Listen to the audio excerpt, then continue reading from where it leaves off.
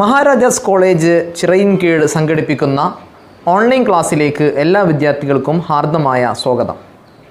നമ്മൾ ഇന്ന് പഠിക്കാൻ പോകുന്നത് +1 ബയോളജിയിലെ രണ്ടാമത്തെ ചാപ്റ്ററായിട്ടുള്ള ബയോളജിക്കൽ ക്ലാസിഫിക്കേഷൻ എന്ന ചാപ്റ്ററാണ്.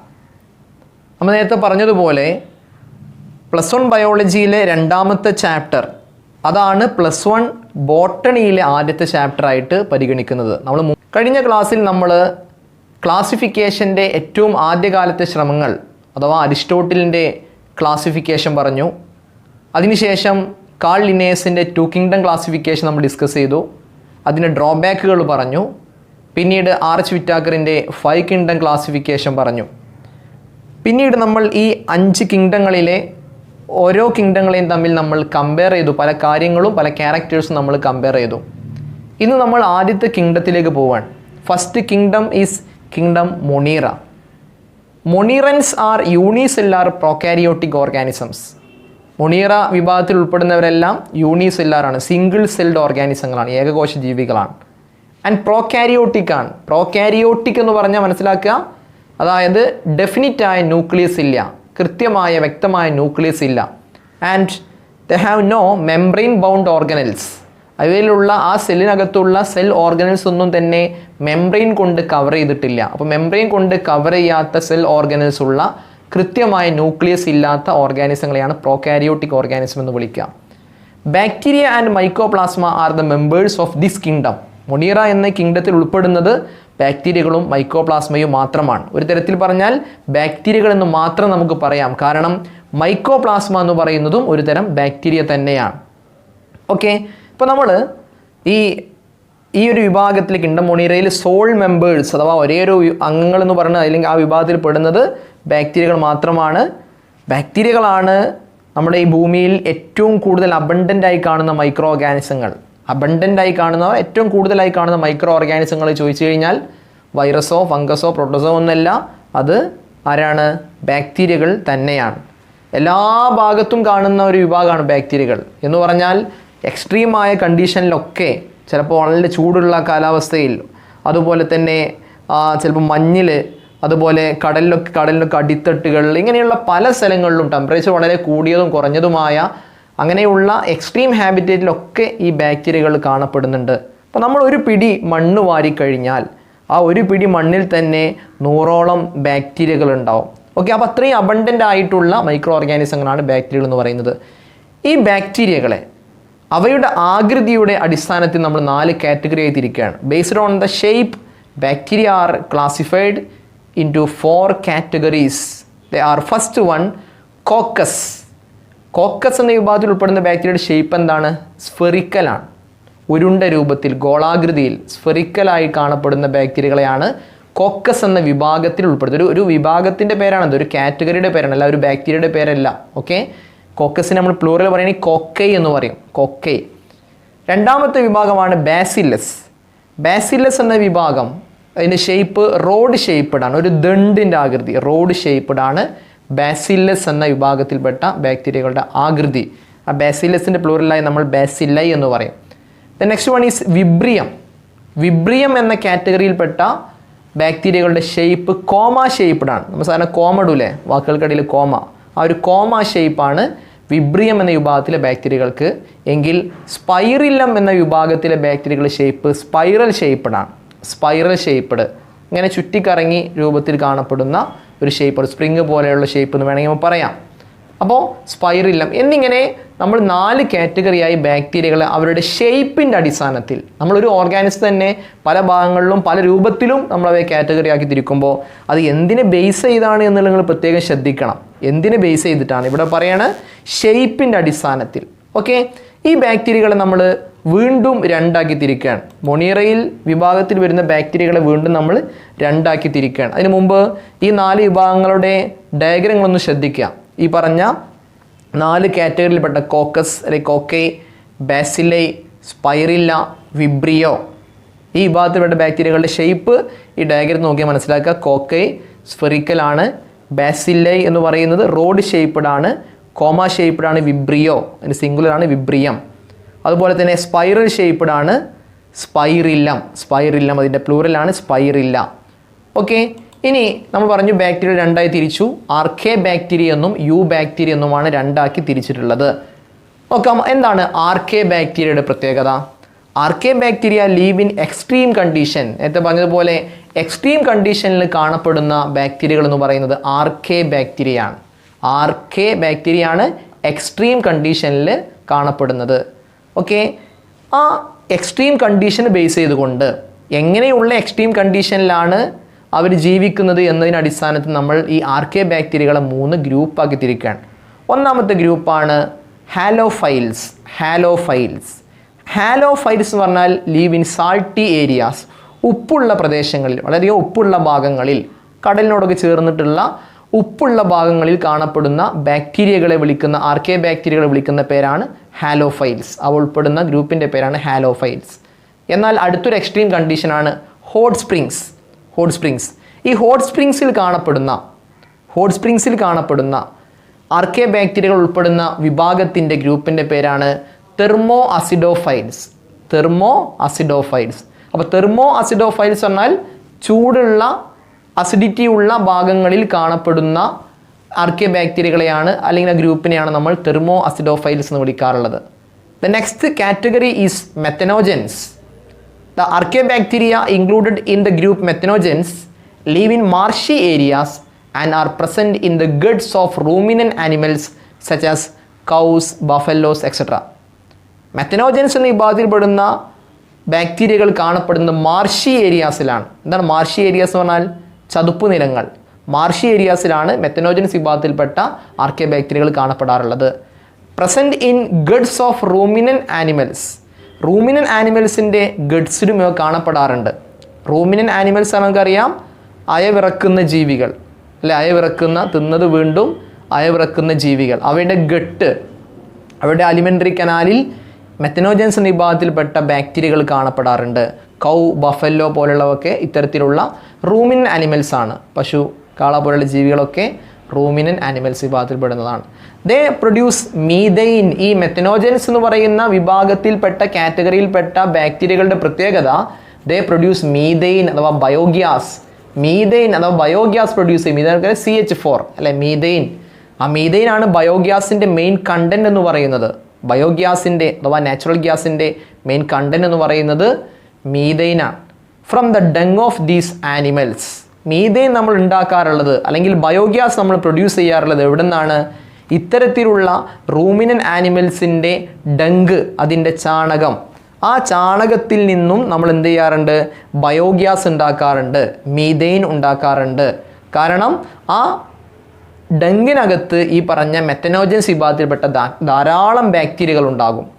ആ ബാക്ടീരിയകളുടെ ആക്ഷൻ്റെ ഫലമായിട്ടാണ് മീഥെയിൻ എന്ന ഗ്യാസ് ഫോം ചെയ്യുന്നത്. മീഥെയിനാണ് ബയോഗ്യാസിൻ്റെ മെയിൻ കണ്ടൻറ്റ്. അപ്പോൾ ആർക്കെ ബാക്ടീരിയകളെ അവ ജീവിക്കുന്ന ആ കണ്ടീഷനെ ബേസ് ചെയ്തുകൊണ്ട് നമ്മൾ 3 വിഭാഗമാക്കി. Halophiles, thermoacidophiles, methanogens. ഈ ഭാഗത്തു നിന്ന് പലപ്പോഴും എക്സാമിന് ഈ ചെറിയ ചോദ്യം, അതായത് നിങ്ങൾക്ക് വേർഡ് പെയർ റിലേഷൻഷിപ്പ് നോക്കിയിട്ടോ അല്ലെങ്കിൽ ഇവ ജീവിക്കുന്ന ചുറ്റുപാട് എങ്ങനെയാണെന്ന രൂപത്തിലൊക്കെ ചെറിയ ചെറിയ ചോദ്യങ്ങളായി പലപ്പോഴും ഹാലോഫൈൽസ്, തെർമോ അസിഡോഫൈൽസ്, മെത്തനോജൻസ് എന്നിവ ചോദിച്ചിട്ടുണ്ട്. ഇമ്പോർട്ടൻ്റ് ആയ ഒരു ഭാഗമാണത്. ഓക്കെ, അപ്പോൾ മൊണീറ വിഭാഗത്തിൽ അഥവാ ബാക്ടീരിയകളിൽ ഒന്നാമത്തെ വിഭാഗമായിരുന്നു ആർക്കെ ബാക്ടീരിയ എങ്കിൽ ബാക്ടീരിയകളിലെ രണ്ടാമത്തെ വിഭാഗമാണ് യു ബാക്ടീരിയ എന്നറിയപ്പെടുന്നത്. രണ്ടാമത്തെ വിഭാഗമാണ് യു ബാക്ടീരിയ. കിങ്ഡം മൊണീറയിൽ ബാക്ടീരിയകളാണ്. ആ ബാക്ടീരിയകളിൽ രണ്ടാമത്തെ വിഭാഗമാണ് eubacteria, also known as true bacteria. Eubacteria നമ്മൾ ട്രൂ ബാക്ടീരിയ എന്നും വിളിക്കാറുണ്ട്. എന്താണ് ഇവയുടെ ഈ യു ബാക്ടീരിയയുടെ അല്ലെങ്കിൽ ട്രൂ ബാക്ടീരിയയുടെ പ്രത്യേകത? They have a rigid cell wall and a flagellum. കൃത്യമായിട്ടുള്ള ഒരു സെൽ വാൾ അവർക്ക് കാണപ്പെടുന്നുണ്ട്. കൃത്യമായിട്ടുള്ളൊരു സെൽ വാൾ കാണപ്പെടുന്നുണ്ട്. ആൻഡ് എ ഫ്ലജെല്ലം, ഒരു ഫ്ലജെല്ലവും ഉണ്ടാവും. ആ ഫ്ലജെല്ലം ആരിൽ ഉണ്ടാവുള്ളൂ? If motile. ആ ബാക്ടീരിയകൾ മൊട്ടൈലാണെങ്കിൽ, സഞ്ചരിക്കുന്ന, ചലിക്കുന്നവരാണെങ്കിൽ, മൂവ് ചെയ്യുന്നവരാണെങ്കിൽ, അതാണ് മൊട്ടൈൽ എന്ന് പറഞ്ഞാൽ. മൂവ് ചെയ്യുന്ന ബാക്ടീരിയകളാണെങ്കിൽ അവർക്കൊരു ഫ്ലജെല്ലം കൂടെ ഉണ്ടാവും. അപ്പോൾ യു ബാക്ടീരിയക്ക് സെൽവാൾ, കൃത്യമായിട്ടുള്ള റിജിഡ് ആയിട്ടുള്ളൊരു സെൽവാൾ ഉണ്ട്. ഇനി അവ മൂവ് ചെയ്യുന്നവരാണെങ്കിൽ, മൊട്ടൈലാണെങ്കിൽ അവർക്കൊരു ഫ്ലജെല്ലം കൂടെ ഉണ്ടാകും. ഈ യു ബാക്ടീരിയകളിൽ 2 തരം ബാക്ടീരിയകളുണ്ട്. ഓട്ടോട്രോഫ്സും ഉണ്ട്, ഹെട്രോട്രോഫ്സും ഉണ്ട്. നമ്മൾ നേരത്തെ പറഞ്ഞിട്ടുണ്ട് ഓട്ടോട്രോഫ്സ് എന്താണെന്നല്ലേ. They can prepare their own food. സ്വന്തമായിട്ട് ഫുഡ് പ്രിപ്പയർ ചെയ്യാൻ കഴിയുന്ന ഓർഗാനിസങ്ങളെയാണ് നമ്മൾ ഓട്ടോട്രോഫ്സ് എന്ന് വിളിക്കാറുള്ളത്. ആൻഡ് ഹെട്രോട്രോഫ്സ്, ഫുഡിന് വേണ്ടി മറ്റുള്ളവരെ ഡിപ്പെൻഡ് ചെയ്യുന്ന, മറ്റു ഓർഗാനിസങ്ങൾ ഡിപ്പെൻഡ് ചെയ്യുന്നവരെയാണ് നമ്മൾ എന്ത് വിളിക്കുക?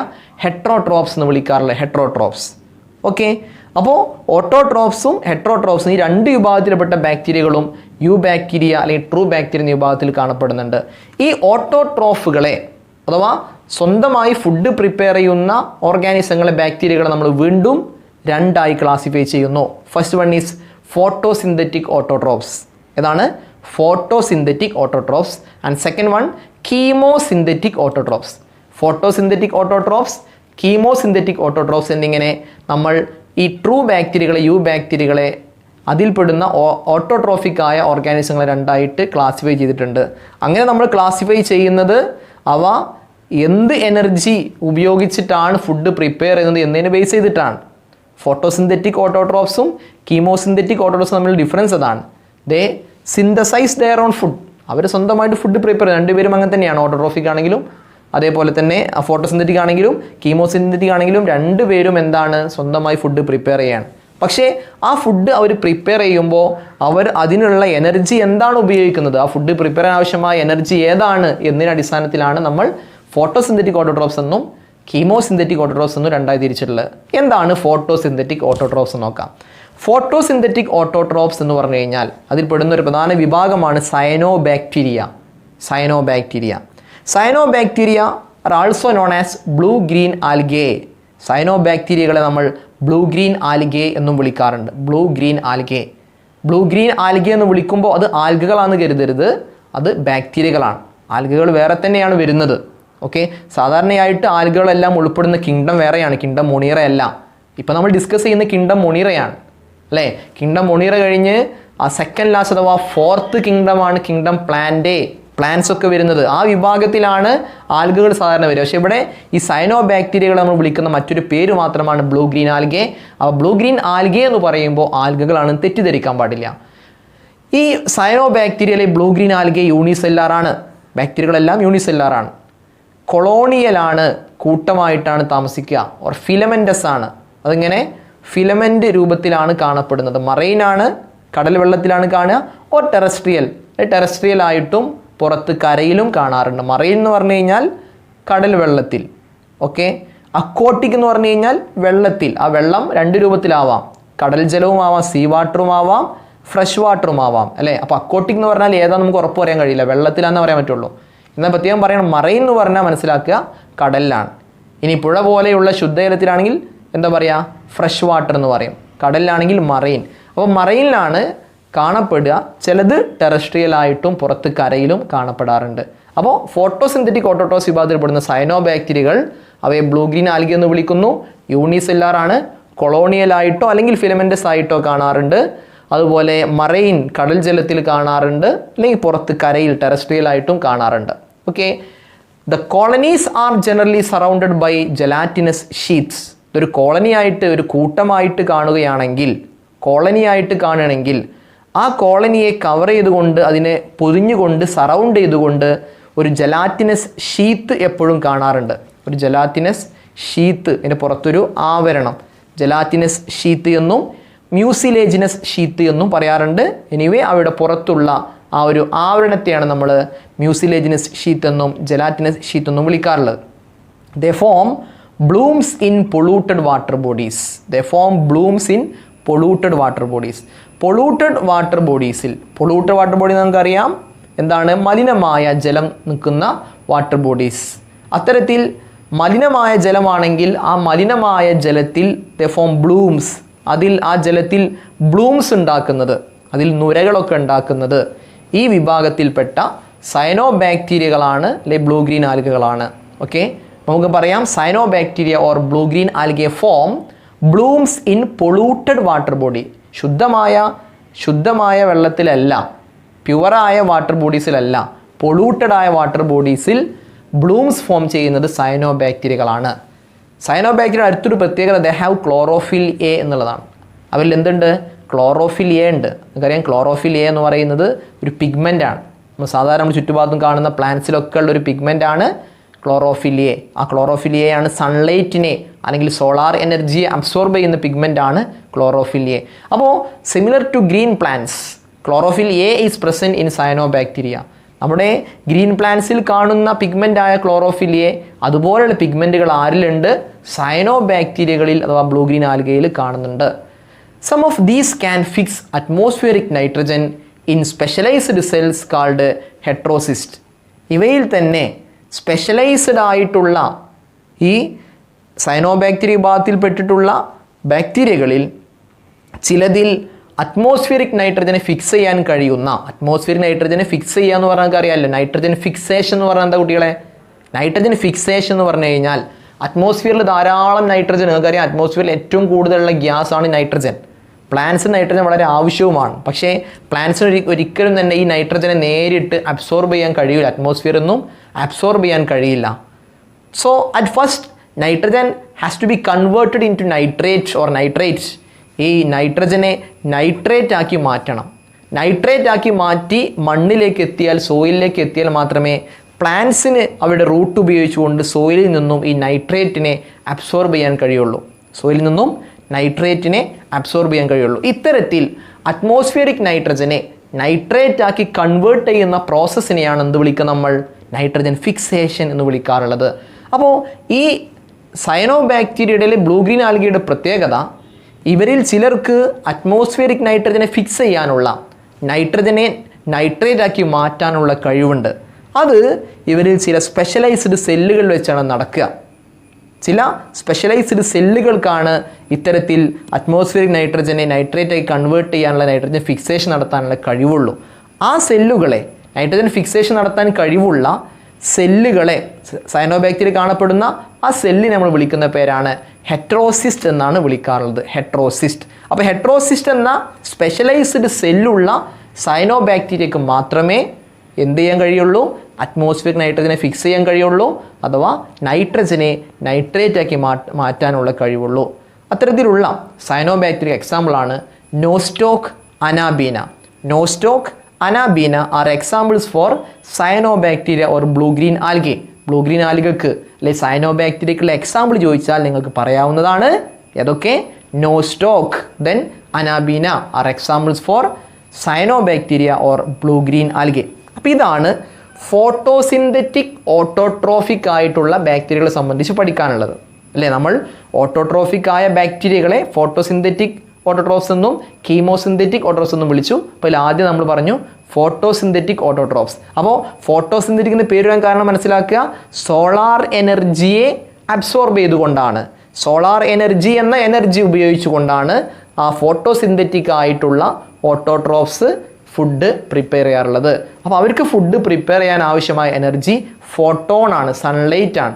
സോളാർ എനർജി ഉപയോഗിച്ചുകൊണ്ടാണ് അവർ ഫുഡ് പ്രിപ്പയർ ചെയ്യുന്നത് എന്ന് മനസ്സിലാക്കുക. എന്നാൽ അടുത്തത് കീമോസിന്തറ്റിക് ഓട്ടോട്രോഫ്സ് ആണ്. ആരെയാണ് നമ്മൾ കീമോസിന്തറ്റിക് ഓട്ടോട്രോഫ്സ് എന്ന് വിളിക്കുക? കീമോസിന്തറ്റിക് ഓട്ടോട്രോഫ്സ് എന്നോ അല്ലെങ്കിൽ നമുക്ക് കീമോസിന്തറ്റിക് ഓട്ടോട്രോഫിക് ബാക്ടീരിയ എന്നും പറയാം. കാരണം ബാക്ടീരിയകളാണല്ലോ ഈ വിഭാഗത്തിൽ വരുന്നത്. അപ്പോൾ കീമോസിന്തറ്റിക് ഓട്ടോട്രോഫ്സ് അല്ലെങ്കിൽ കീമോസിന്തറ്റിക് ഓട്ടോട്രോഫിക് ബാക്ടീരിയ. കീമോസിന്തസിസ് എന്ന് വിളിക്കാൻ കാരണം കെമിക്കൽ റിയാക്ഷൻ നടത്തിയിട്ടാണ് ഇവരെന്ത് ചെയ്യുന്നത്? ഫുഡ് പ്രിപ്പയർ ചെയ്യുന്നത്, സിന്തസൈസ് ചെയ്യുന്നത്. ആ ഫുഡ് സിന്തസൈസ് ചെയ്യണമെങ്കിൽ ഇവർ കെമിക്കൽ റിയാക്ഷൻ നടത്തണം. എങ്ങനെയുള്ള കെമിക്കൽ റിയാക്ഷൻ അവർ നടത്തുന്നത്? ഇവർ നടത്തുന്നത് എന്ത് ചെയ്യുന്നു? വലിയ കോമ്പൗണ്ടുകളെ, ഇനോർഗാനിക് കോമ്പൗണ്ടുകളെ ബ്രേക്ക് ഡൗൺ ചെയ്യും. ദേ ഓക്സിഡൈസ് ഈ ബാക്ടീരിയകൾ, കീമോസിന്തറ്റിക് ഓട്ടോട്രോഫിക് ബാക്ടീരിയകൾ എന്ത് ചെയ്യുന്നു? ഓക്സിഡൈസ് ചെയ്യുന്നു, ബ്രേക്ക് ഡൗൺ ചെയ്യുന്നു. വേരിയസ് ഇനോർഗാനിക് കോമ്പൗണ്ട്സ്, പല ഇനോർഗാനിക് കോമ്പൗണ്ട്സിനെയും അവർ ബ്രേക്ക് ഡൗൺ ചെയ്യുന്നു.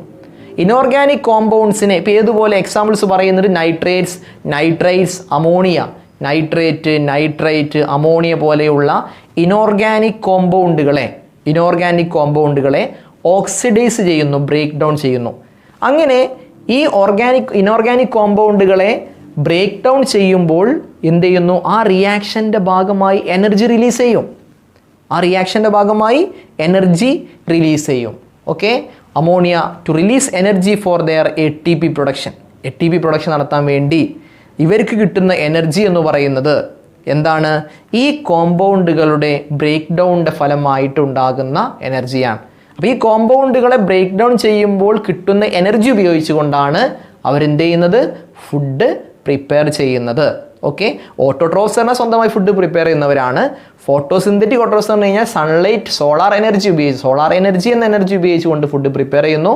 എന്നാൽ കീമോസിന്തറ്റിക് ഓട്ടോട്രോഫ്സ് എന്ന് പറഞ്ഞു കഴിഞ്ഞാൽ കെമിക്കൽസിനെ ബ്രേക്ക് ഡൗൺ ചെയ്തുകൊണ്ട്, കെമിക്കൽ കോമ്പൗണ്ടുകളെ ബ്രേക്ക് ഡൗൺ ചെയ്തുകൊണ്ട് കിട്ടുന്ന എനർജി ഉപയോഗിച്ച് ഫുഡ് പ്രിപ്പയർ ചെയ്യുന്നവരാണ്. എന്താണ് ഈ കീമോസിന്തറ്റിക് ഓട്ടോട്രോഫ്സിൻ്റെ പ്രത്യേകത എന്താണ്?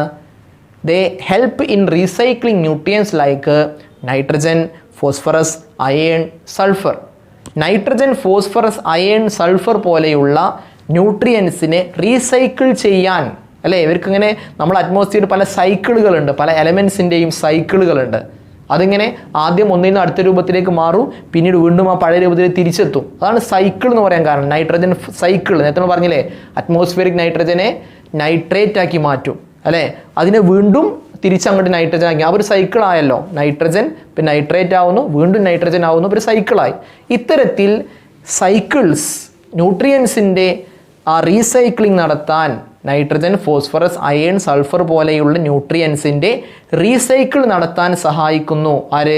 ഈ വിഭാഗത്തിൽപ്പെട്ട കീമോസിന്തറ്റിക് ഓട്ടോട്രോഫ്സ് അത്തരത്തിലുള്ള റീസൈക്ലിങ്ങിന് സഹായിക്കുന്നുണ്ട്. ഓക്കെ, അപ്പോൾ ഫോട്ടോസിന്തറ്റിക് ഓട്ടോട്രോഫ്സ്, കീമോസിന്തറ്റിക് ഓട്ടോട്രോഫ്സ് എന്നിങ്ങനെ ഓട്ടോട്രോഫ്സ് 2 തരത്തിലുണ്ട്. സ്വന്തമായി ഫുഡ് പ്രിപ്പയർ ചെയ്യുന്ന ബാക്ടീരിയകൾ 2 തരത്തിലുണ്ട്.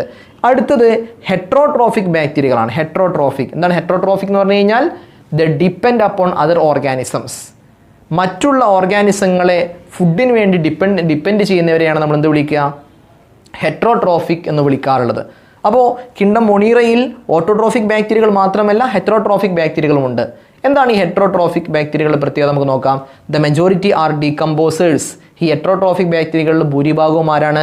ഡീകമ്പോസേഴ്സ് ആണ്, വിഘാടകരാണ്, അല്ലേ? നമുക്കറിയാം വിഘാടകർ എന്ന് പറഞ്ഞു കഴിഞ്ഞാൽ ഡെഡ് ആയിട്ടുള്ള ഓർഗാനിസങ്ങളെ ബ്രേക്ക് ഡൗൺ ചെയ്ത് മണ്ണിനോട് ചേർക്കുന്ന, റീസൈക്ലിങ്ങിന് സഹായിക്കുന്ന ബാക്ടീരിയകളെ നമ്മൾ ഡീകമ്പോസേഴ്സ് എന്ന് വിളിക്കാം. മലയാളത്തിൽ വിഘാടകർ എന്ന് പറയും. They are used in making curd from milk. അടുത്തൊരു ഇവരുടെ പ്രത്യേകത, ഹെട്രോട്രോഫിക് ബാക്ടീരിയ അടുത്തൊരു പ്രത്യേകത, യൂസ്ഡ് ഇൻ മേക്കിംഗ് കേർഡ്, തൈര്, കേർഡ്, അല്ലെ? തൈര് ഉണ്ടാക്കാൻ സഹായിക്കുന്നു. എവിടെ നമ്മൾ തൈര് ഉണ്ടാക്കുക, കേർഡ് ഉണ്ടാക്കുക? From milk. മിൽക്കിൽ നിന്നും കേർഡ് ഉണ്ടാവാൻ സഹായിക്കുന്നത് ആരാണ്? ഹെട്രോട്രോഫിക് ബാക്ടീരിയകളാണ്. Used in production of antibiotics.